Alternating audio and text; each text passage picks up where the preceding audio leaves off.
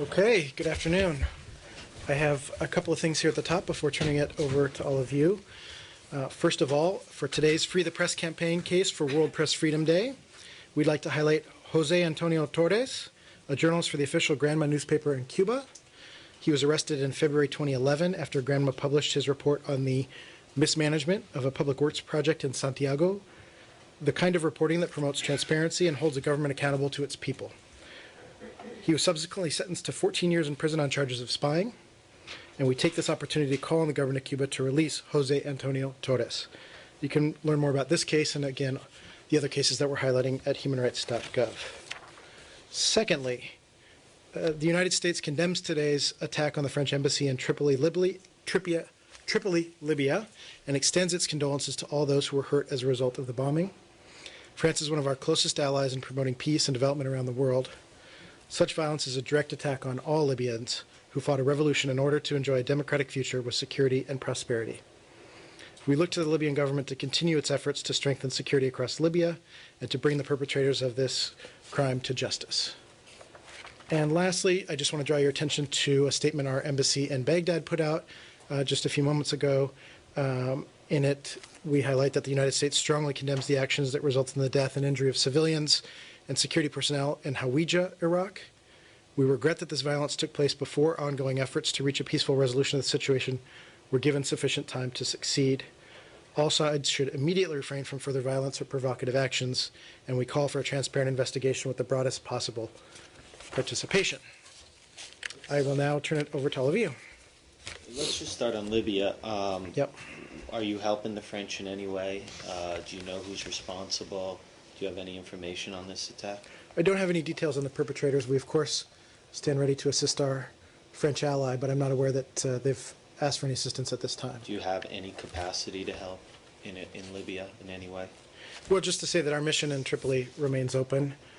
Certainly it's, as you know, still an unaccompanied post, and we have some security restrictions there as well. But I'll have to check and see if we have any update in terms of contact between our embassies in Tripoli or at the capital level. And then just because this gives us an opportunity to ask about Benghazi, the Secretary said last week on his hearing, at the House Foreign Affairs Committee, that you guys were making progress in bringing people to justice.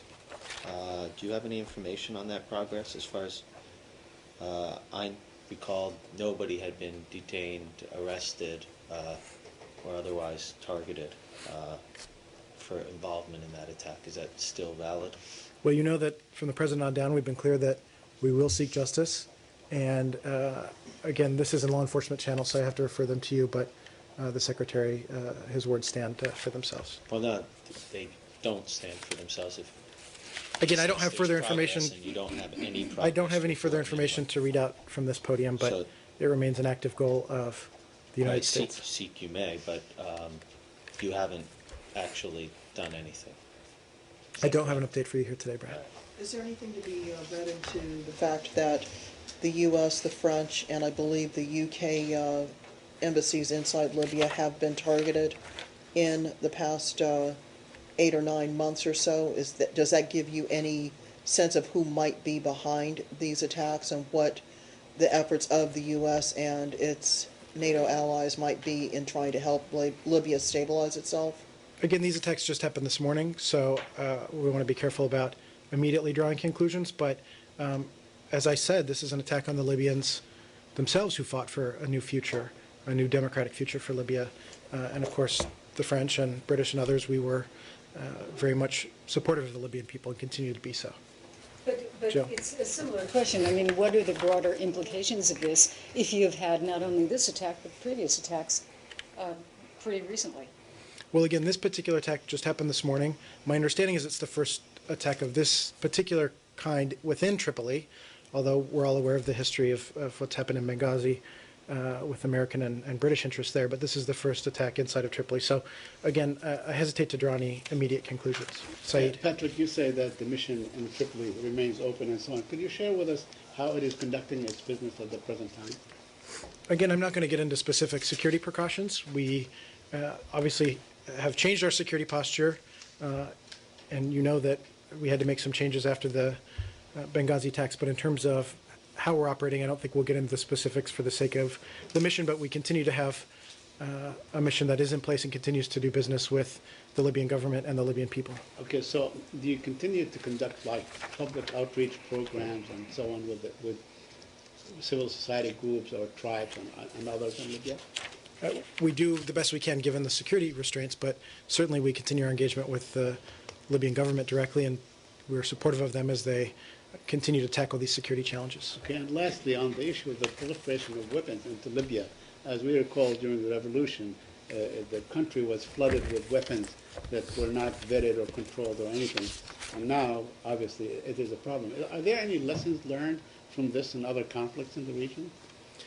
Well, I'm not sure I'm going to make a broad sweeping assessment. I will highlight, as we have here before, Saeed, that we've committed almost $40 million to a robust program in Libya to secure and disable weapons and unexploded ordnance. So that's something that's been a particular priority of ours. Go ahead, tell me your name. My name is Joseph Howley from Sky News Arabia. Okay.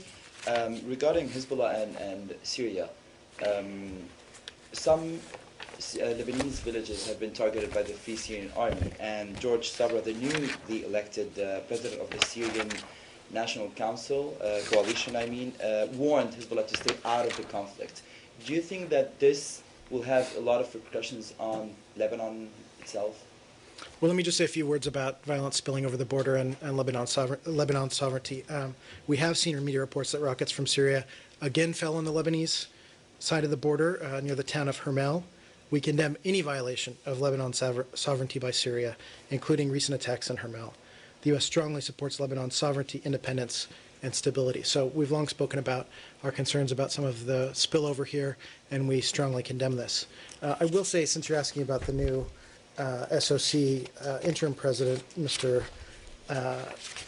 Sabra, George Sabra, that we do notice announcement that he'll be the coalition vice president has been designated as the acting president of the SOC.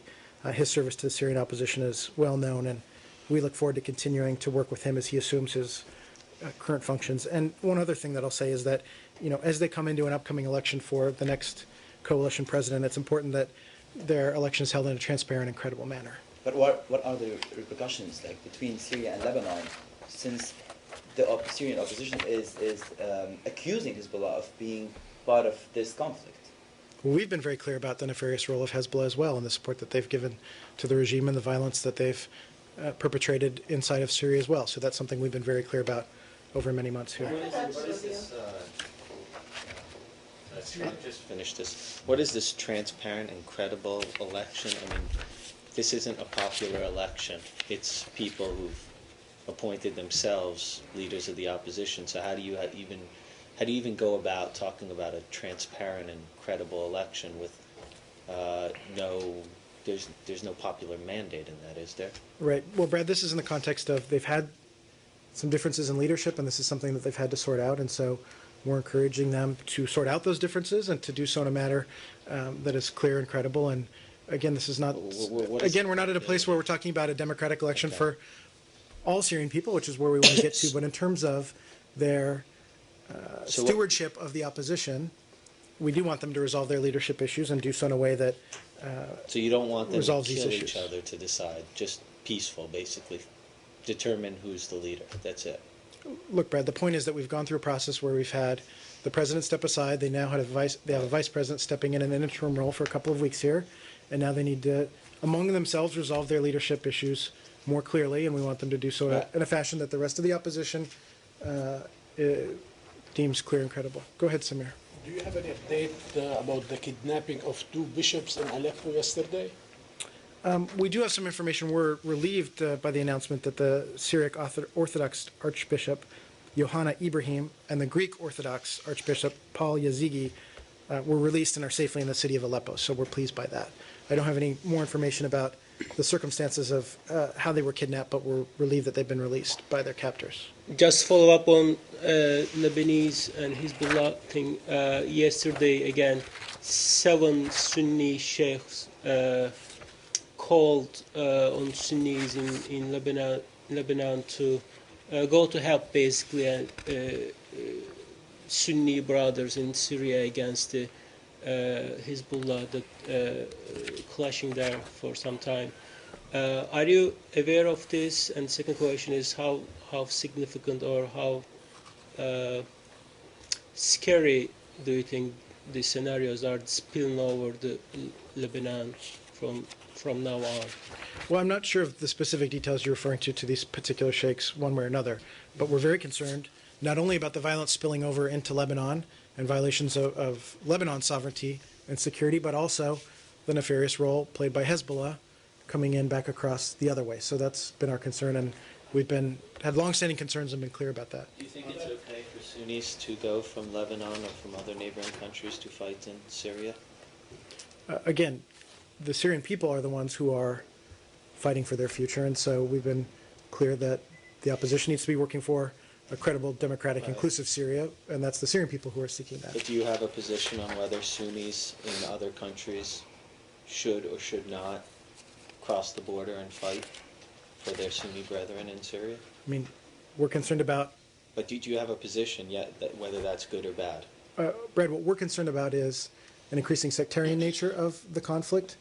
I can't speak in terms of every individual that comes in and out of Syria, but suffice it to say we don't want an increased sectarian nature of the conflict, and we do want the Syrian people to have a credible path to a new democratic But future. Lebanese Sunnis who aren't fighting for sectarian things in their mind, it's okay if they come and help in the fight against the Assad regime. Those are your words. I'm not No, I'm characterizing it asking that you, way. what is your position? Do you have a position on foreign nationals coming to fight? for Our the our rebels? concern with the Lebanese-Syrian border goes both ways, and one of the things we've long explained up here is that we're concerned about the spillover in terms of causing more instability inside of Lebanon. To the extent that that insecurity has caused a reaction by specific Lebanese who need to protect themselves, that's one thing. But we have not been supporting sort of specific. We do have concerns about extremism and about foreign fighters coming from other destinations in terms of AQI and others. But not all the foreign fighters are extremists, right? I mean, again, I can't characterize every single person who's gone. Yes, you just call them all extremists. On the Sorry. on the issue of Hezbollah, Human Rights Watch issued a report yesterday saying that both the opposition and government forces attacked villages in Lebanon. Are you aware of the report? This is a Human Rights Watch report. That's right. I hadn't seen it. Let me get some more information on it and get back to you. Okay, and another thing related. Yesterday, Bogi Ayalon, Moshe Ayalon, the Israeli Defense Minister, standing next to the Secretary of Defense, the American Secretary of Defense, suggested that Israel bears responsibility to striking a convoy back in January. Basically acknowledged that, which was Hezbollah, under the pretext that arms were being transferred from Syria. Are you aware of that? I mean, am I aware of a press conference? I refer you to the Israelis for more details. Are on you that. aware of that the Israelis did actually they did conduct the strike against the convoys that were laden, they were carrying arms into Hezbollah? I refer you to the Israelis for more information. Okay, on and that. one last thing on Sabra. Yeah. Sabra is deemed by many Syrians to be a polarizing figure. He's not like Mu'adh al-Khatib, his predecessor, who was conciliatory in many ways, that he's actually a divisive and a polarizing figure. Do you concur? Again, I'm not going to characterize one way or another, other than to say he's somebody who's well known within the opposition, and we'll work with him in this caretaker role. And I emphasize the importance of them resolving these leadership disputes. And what's really important is that they begin to provide services to the Syrian people. That's really the key standard that we're looking at. But are you concerned about his belligerent, his first day in office, and he's just issuing all kinds of bellicose statements about attacking Hezbollah villages and strongholds and so on? I haven't seen specific statements he's made today, but we've been clear we'll work with him in his caretaker capacity, and we look forward to them concluding their leadership process. Israelis seem to be claiming that Syrian regime, Assad regime, has repeatedly used chemical weapons for 100%. So, do you consider that they have crossed the red line right now? Again, the Secretary answered this in a press availability already earlier today, and we'll get the transcript to you shortly. But the bottom line is that we continue to support an investigation of all credible allegations of chemical weapons used to establish the facts of exactly what did or didn't happen. But in terms of new information today, I don't have anything for you one way or another, other than to say that we coordinate closely with our partners, including the French, British, and the Israelis. But you are saying that you are supporting these investigations, but we all know the Syrian regime has been refusing UN team.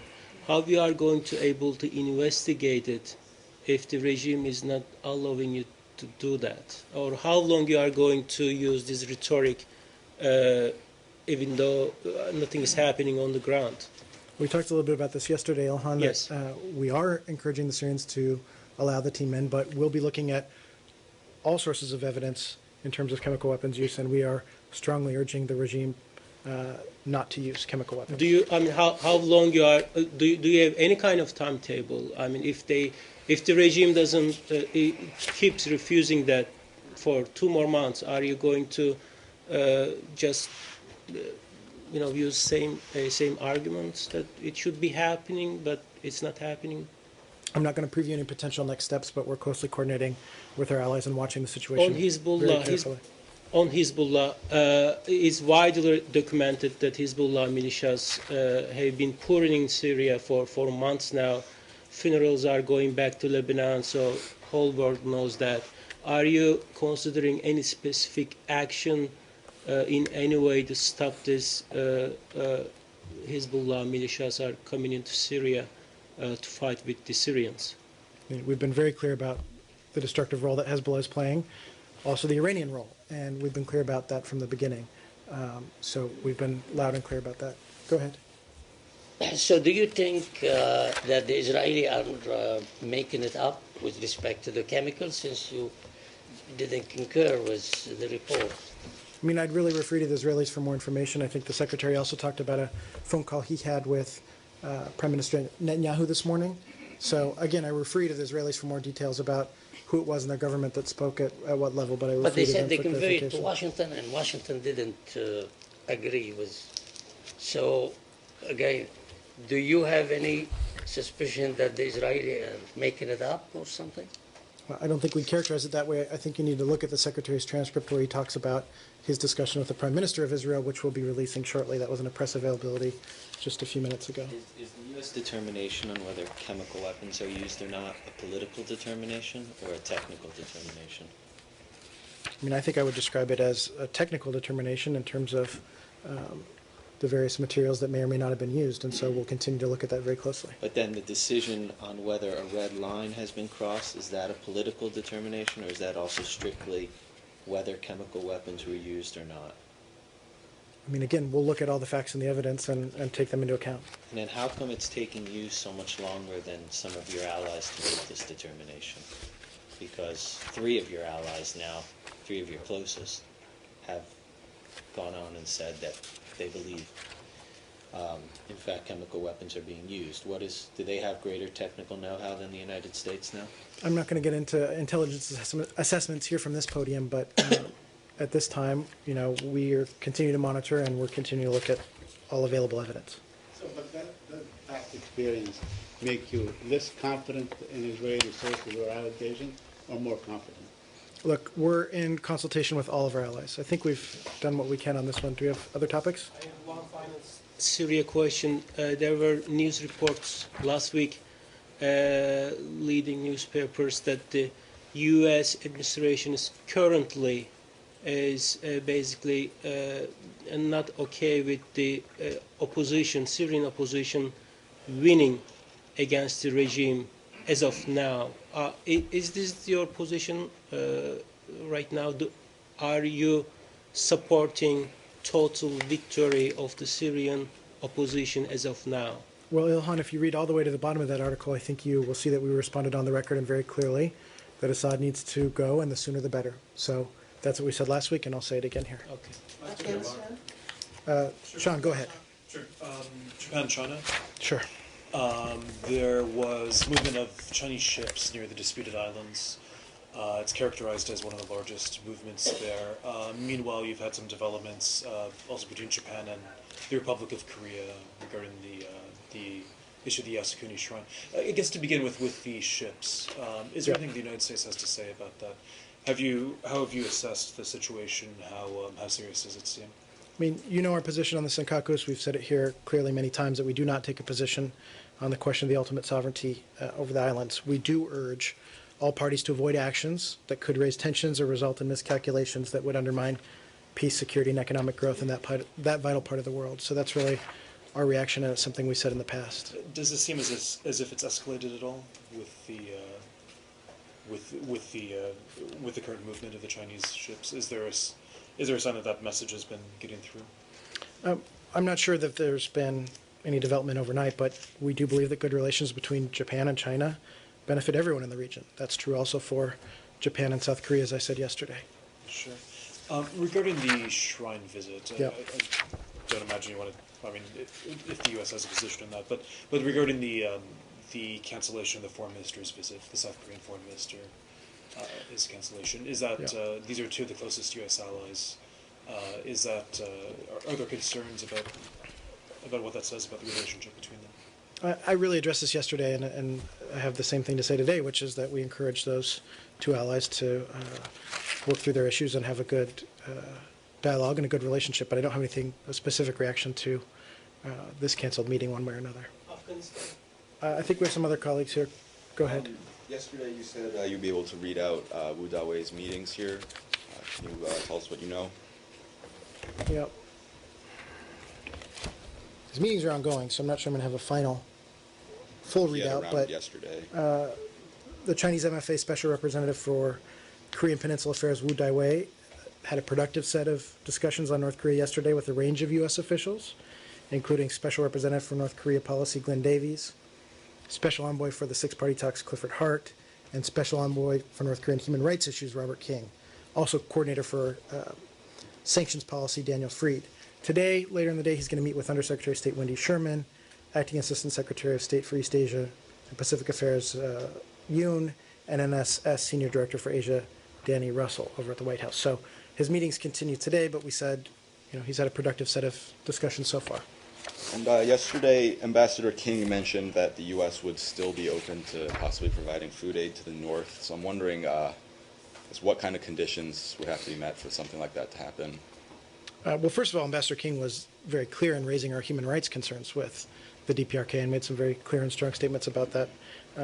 But in terms of food aid, we've long said that we have no ill will toward the North Korean people. And first of all, we want the regime to make the decision to spend money on its people and better feed and take care of its own population. But if we were to have confidence that the food aid would actually get to the people, that's something we're willing to consider. But the actions they've taken have not engendered or generated that kind of confidence in the near past.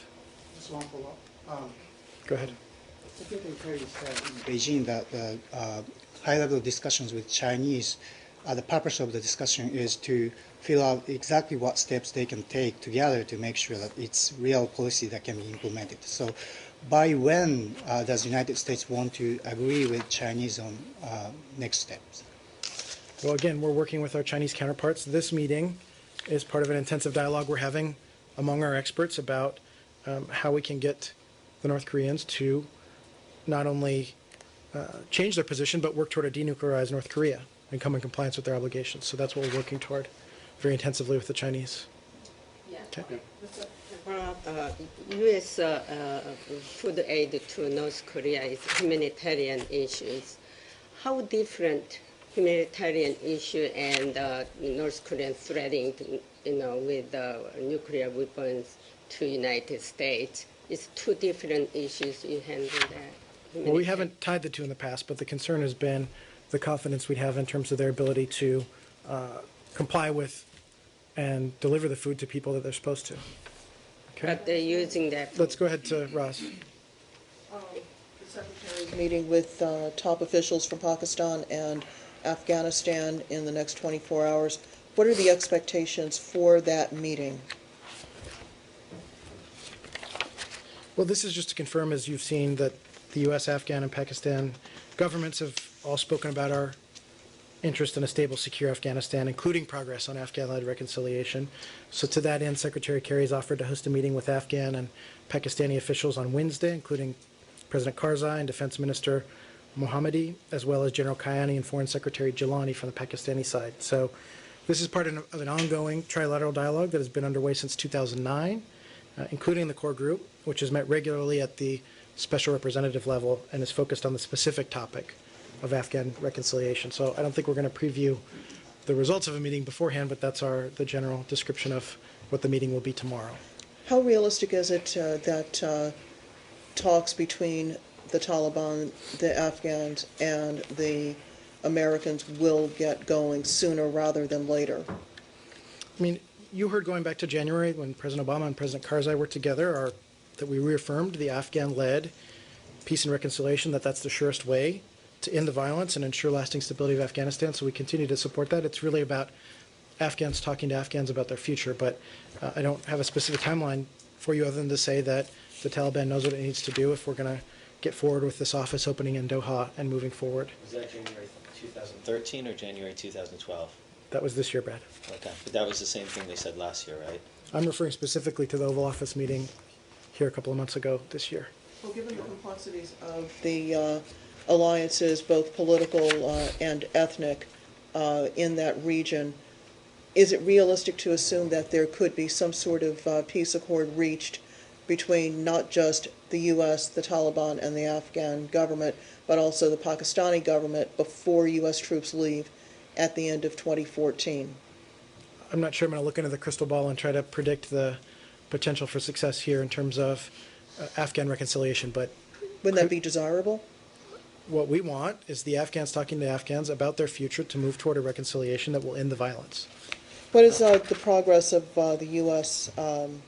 Engaging with the Taliban? It seems that there may be some new olive branches being extended from the Taliban side. Do you have anything on that? I don't have anything for you in terms of direct contact directly between the U.S. and the Taliban. Is that something that the U.S. would be willing to engage in? I mean, this is something that they broke off many months ago, so I don't have anything for you new at this time. The core goal is to get the Afghans talking to the Afghans about their future. To the extent we can be supportive, we've said that we would be, but I don't have anything for you specifically now. In Afghanistan, there were 8 Turkish nationals held captive since Sunday night. Yeah. Are you talking to Turkish officials, and do you have any update from your... I really refer you to ISAF on this. This has been something that ISAF has spoken to earlier. I don't have any for you. Follow-up from Go ahead, the Paul. Human Rights Watch report on Burma with the reported ethnic cleansing, and any more clarity on that from your people on the ground there in the country? And the follow-on question is, does it affect the pace of your rapprochement, the way the sanctions are being lifted in a phased effect? I think you heard me talk about this yesterday a little bit, Paul, and I was very clear that the U.S. remains deeply concerned about the situation facing minority populations.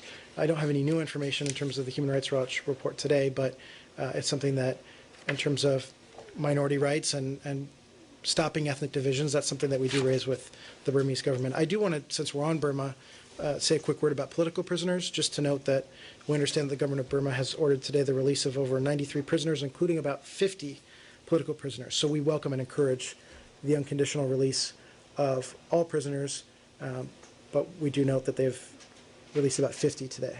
Just to follow up on that, the European Union made the decision to end most of its sanctions on Myanmar, on Burma. Is that a decision that the United States sees in one way or the other? Does the United States think that was an appropriate step at this point? Well, I'll let the Europeans speak for themselves, but we have taken some measures to authorize the export of U.S. financial services, allow for new U.S. investment, but we have a calibrated policy that includes sanctions authorities and leaves them in place as a means to encourage continued progress on reforms. So while we have a calibrated approach in the sense that we have taken some measures, but some of the policies are still in place if we need to use them. Okay, Jill, go ahead. In the wake of that human rights report, have you had any feedback from the Russians, officially or otherwise? Because they, of course, did not come out very well on that report.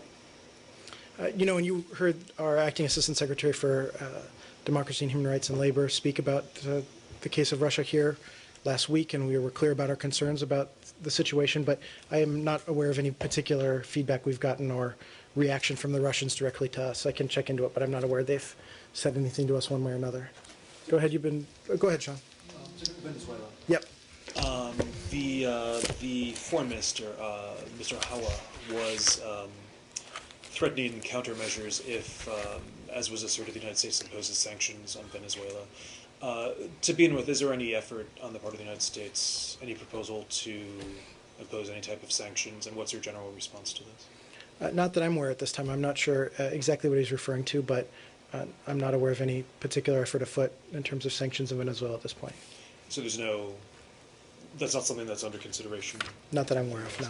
I think there was a report that was quoting the Assistant Secretary for the Western Hemisphere, Roberta Jacobson, is being quoted talking about the consideration of sanctions. Yeah, I think this was a specific interview she had given, but I think her position was not indicating one way or another in that interview. I'd have to go back and look at the transcript, but that's my understanding.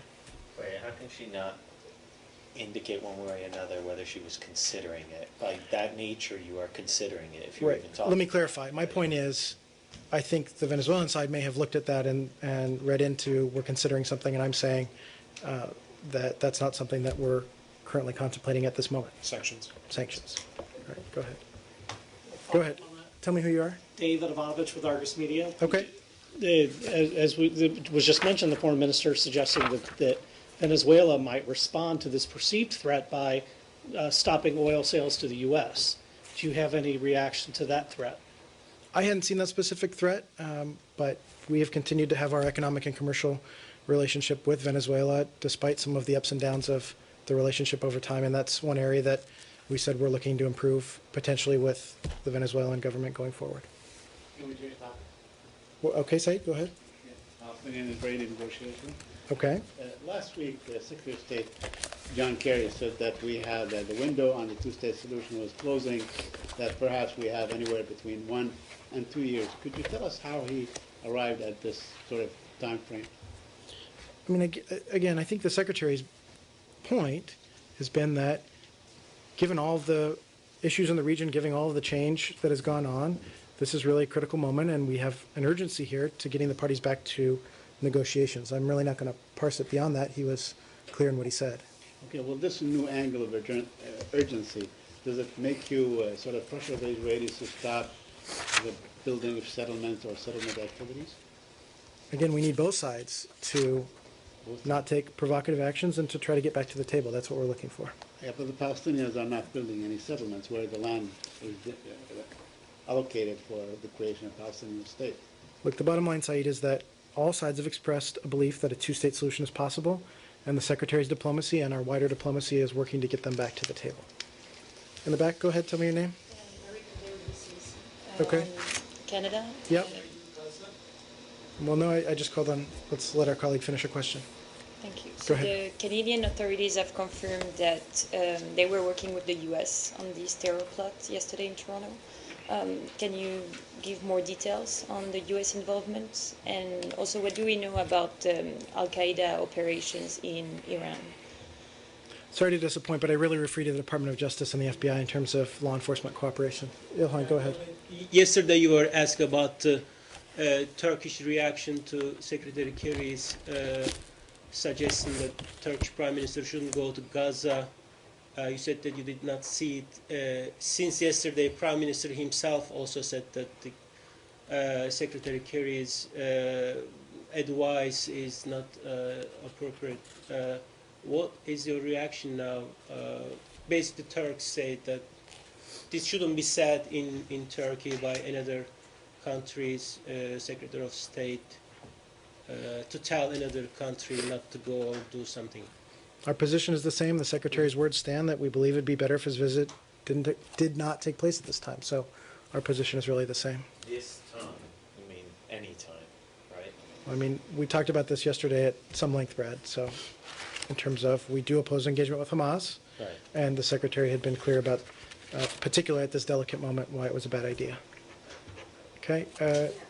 Chinese high-level military officers has mentioned yesterday that North Korea is preparing to a fourth round nuclear test sooner or later. Do you have anything on that? I don't have any, again, I can't get into intelligence from this podium, but you know that these types of provocative actions, this type of testing, whether it's ballistic missiles or potentially nuclear tests, are something that we've long opposed. Yeah, go ahead, Sean. Western Sahara. Yeah. The human rights groups were not very happy in what was seen as an effort to drop the idea of monitors, human rights monitors, as part of the UN mission in Western Sahara. Morocco was quite unhappy with this idea, which had been proposed by the U.S. Can you say what the U.S. thinking was in terms of moving forward in Western Sahara? Well, as you know, the diplomacy is actively going on up in New York. You know that we're actively reviewing the mandate of MINURSO. We're working closely with our UN Security Council partners on the issue. We continue to support the UN-led process designed to bring about a peaceful, sustainable, and mutually agreed solution to the conflict, whereby the human rights of all individuals are respected. So the diplomacy continues in New York. I think as they work toward a resolution on the mandate, I don't think we'll have further comment while they continue to negotiate the idea this. of monitoring, is that still alive, or is that something that's been dropped? You know, I hadn't got an update this morning on how the diplomacy was going in the council. I'd have to refer you up to our mission in New York, but that's currently being negotiated up there. Staying in Africa. Brad, go ahead. Can you explain what was the reasoning behind this this invitation to the Sudanese for a high-level delegation to come to Washington? Just to say that a senior level delegation from the government of Sudan, led by presidential advisor Nafi Ali Nafi, intends to travel to Washington for discussions here with us, with the U.S. government. We plan to receive this delegation for a candid discussion on the conflicts and humanitarian crises within Sudan, including in Darfur and the two areas, Southern Kordofan and Blue Nile, counterterrorism, human rights, and other issues of concern to the U.S. government. So, contrary to some reports, this visit hasn't been scheduled, but we're at a stage where we're working through some of the dates, and this is something that we said we would welcome. So, Why would you welcome it? What have they done that in recent times along their border, along the two areas, that makes you want to welcome this delegation? well, part of it is in the context of they've continued, and we continue to encourage the government of Sudan to sustain recent progress in implementing its agreements with South Sudan and in making progress on Abyei, the joint administration, per the AU roadmap. So that's been some of the engagement. We've also continued to express our deep concern about a number of other issues. While we've had some progress here, you have ongoing aerial bombardment of Southern Kordofan and Blue Nile and some other areas in terms of Darfur that we're still concerned about. So we've seen some progress, but we still have some concerns, and we'll raise those directly with the So you're government. rewarding them for the limited progress that they've... I'm not sure I would characterize it that way, but I think we do think it's useful to have this level of engagement directly with the Sudanese to express our concerns where we have them and to encourage further progress where there has been progress. Does that include telling them that they should stop shelling people in the northern part of Darfur as well as in the Nuba Mountain region? I think I was very clear about not only the two areas in terms of Southern Kordofan and Blue Nile, but also Darfur is something as a concern that we'll be raising. Let me put it this way. If they don't stop the offensive actions against these people who are underarmed or unarmed in some cases, would that mean that the visit is off? Again, I said at this point, we're at a point where we welcome a delegation coming. We don't have a date yet set. We always are looking very carefully at human rights violations, at the areas where we have concerns, so we'll continue to look at it. It's not scheduled, is it like next month? I don't have a date one way or another. It's something that we said we're willing to accept this delegation this time, but I don't have a date for you. Keep saying we're willing to accept. You have to invite them. They have to get visas to come to this country. It's not as if they're coming and you have decided we're not stopping you at the border. You invited them, correct? This is an invitation to have this engagement here in Washington. Do you know when the last high-level engagement was with Sudanese? I know that the foreign minister was here around the time of South Sudan's independence. I'm not sure the last time we've had a high-level Sudanese figure here. It could also have been at UNGA. I'm not sure, but we'll have to check the last time we had a bilateral engagement with a senior Sudanese official. Is this going to be paired with a similar visit from the South Sudanese at the same time or nearby time? I'd have to check on that. I'm not aware that we have when our next engagement with the South Sudanese at that level is. I have two Turkey-related questions. One is that last week, Turkish pianist Fazıl Say was convicted over retweet, and actually this was made reference into human rights report that released by the Secretary of State Kerry last Friday. My specific question is... Is this the pianist, Fazıl? Yes. Okay, yeah. My specific question is that this was asked to U.S. Ambassador in Ankara, Cardone, and Ambassador's quote is, pianist hit the wrong key. And he has not clarified his position, and this was widely understood as ambassador was making joke of the freedom of expression sentence in Turkey. What's your position? Are you supporting your ambassador in? Well, I haven't seen the context of the ambassador, the embassy's reaction, but let me be clear. We've been 100% clear about our concerns about freedom of expression in Turkey. We're concerned by any attempt to punish individuals for practicing their right to free speech, which of course is an internationally recognized right. So we do not believe such laws are consistent with core human rights practices. And while we do condemn hateful speech, we deplore speech that deliberately denigrates people of any religion. At the same time, we're strong supporters of the right of freedom of expression. So we believe that Turkey's long-term stability, security, and prosperity is best guaranteed by upholding the fundamental freedoms of expression, assembly, and association. They're crucial to the health of any democracy. So it's clear that you are you don't agree with joking about this freedom issue when it's asked about it. Again, I hadn't seen the embassy's comments. I'm not sure if this was something the ambassador said or was on Twitter or one way or another. I'd have to check into it. But we're very clear both from our mission in Turkey and here from the State Department about our concerns, and we make them clear when we do have concerns on freedom of expression regarding Turkey. About the pipeline between the Turkey and KRG, it was reported last week that it was signed between the Turkey and KRG about a month ago, a few weeks ago. Are you aware, have you been able to verify whether this pipeline is indeed signed between these two entities? I'm not aware. I can look into it after the briefing, but I'm not aware one way or another. Okay? Thank you.